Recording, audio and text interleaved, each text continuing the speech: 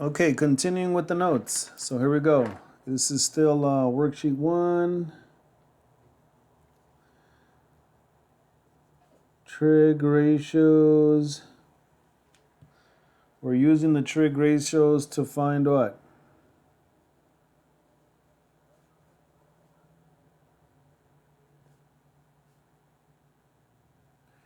Using to find, well, in this case, missing side measures, or line.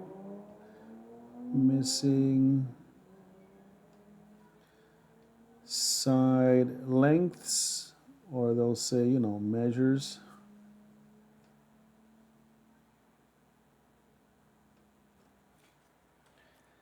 Okay, so we went over the math and using the calculator. We'll see it again here. All right, these will be the easier examples. So here it is again. It's going to say find the measure of each side indicated, round to the nearest tenth. So we're going to find the missing side out, and then we're going to round us to the nearest tenth. Okay, number 1. Okay, so again, if you don't have, just take these notes into your notebook. Copy them down. If you need to pause it. You can rewind it. That's a good thing about the video. Okay. Let's draw a right triangle. It has to have a 90-degree angle. Remember, these trig ratios and these functions can only be used with right triangles. Okay, so they're going to give you, this is triangle AC will be the right, and B, this will be drawn out for you. This angle here is 50 degrees here. That's angle A is 50 degrees. They want you to find this side BC, or actually side A, but they have it here as X. That's fine. And then they tell you that this is 14. How do you do that? How would you use this? How would you use the trig ratios? How would you know which side to use? How would you know which side to use? That's your first. Which of the trig functions? I got sine, I got cosine, I got tangent. How are you going to know which one to use? Okay, so that's the first thing you're going to figure out. So what you're going to do is you are going to, should I do it here? Yeah, that's fine. You're going to label the sides. Yeah? And obviously the first one you label is your hypotenuse. Right? And then the second one you label is the opposite. And then obviously this one over here, they're not asking us to find it. We could if we want, but they're not asking us for it. This is the adjacent. But this adjacent side is not in play. We're not going to use this side. You're going to realize that in a bit. We're going to obviously use the one side that's given. We're going to use the angle, and then we're going to obviously need to have the x as part of our problem. But step 1, what do we do? Label sides. Label the sides, right? The opposite, the hypotenuse first, then the opposite of the angle, and then the adjacent. Step 2, here's where you figure out which function. Which function are you going to use?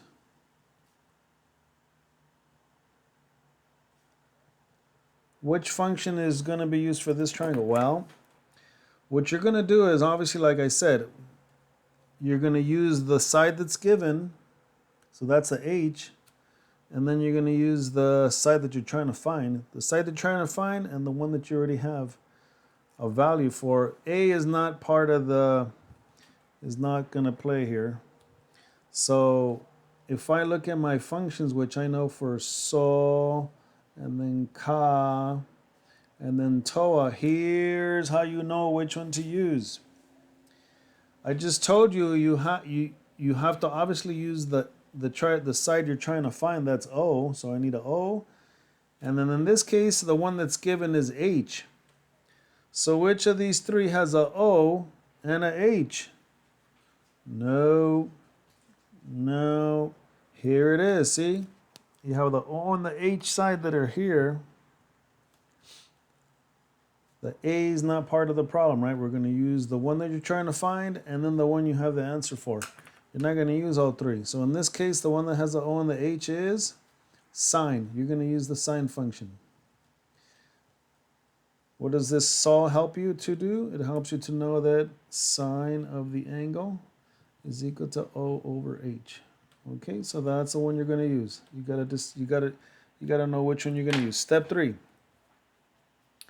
Step 3, substitute information. Ooh, it's not a 3. Substitute the angle, the side you're trying to find, and the side that's given. Substitute.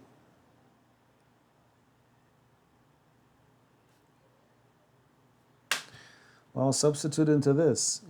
We know, substitute info into the function that you know that, right? The function that we know we're going to use. So that's going to be sine of what? I have an angle. What's the angle measure? 50 degrees, right?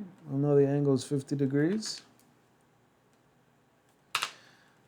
And I know the opposite side is, oh, that's the one you're trying to find. So that's x. And then the h is what? 14.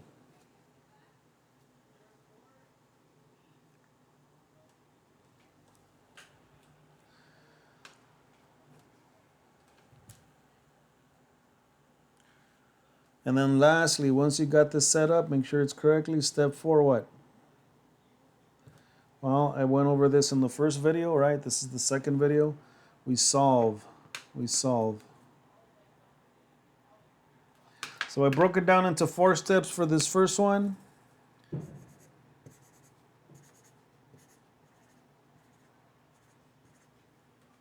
I broke it down into 4 steps. And let's finish solving. And again, I already went over this in the first video, so I don't have to, waste too much time here. How do I solve? Sine of 50 is equal to x over 14. Remember, we want to make this a fraction, which I have here equal to a fraction. You add a 1 under there. Then you cross multiply. Remember, cross multiply.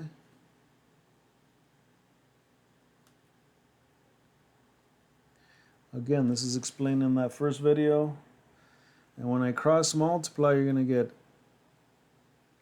x times 1, or 1 times x, equals 14 times what? Sine of 50. And this is this easier case where x is already by itself. And then you just got to do this in the calculator. Multiply 14 times sine of 50. Again, some of you have this kind of trickier calculator where you have to do the sine of 50 first, but actually you do the 50 first, then hit the sine button, then times 14. Hit the equal sign, that's going to give me 10.724. But I'm going to round up to the nearest tenth.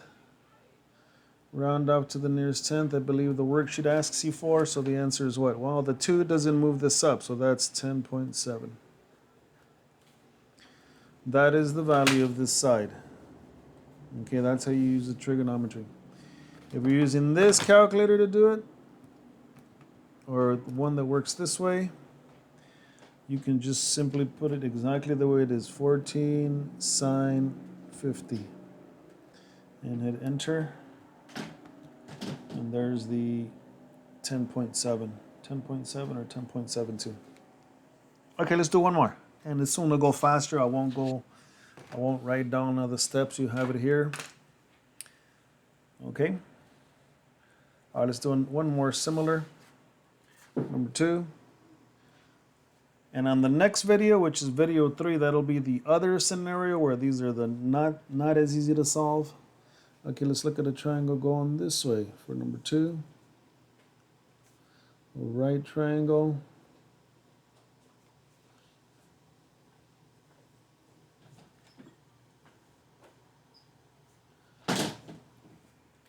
And this is, what does it say? 18 degrees is right here. And this given length for this hypotenuse is 3.3. Could be 3.3 feet, could be 3.3 miles, I don't know. Doesn't matter. As long as you have an angle on the side, you can use trigonometry to solve it. So remember, C will be your right angle, and then A and B will be the other two. Capital letters. Uppercase letters are your vertices. Okay, so what do we do first? Remember, step one, you label your sides. Hypotenuse side. Oh, I didn't say which one we're trying to find. Which side are they asking you to find? This one. They want you to find this side down here.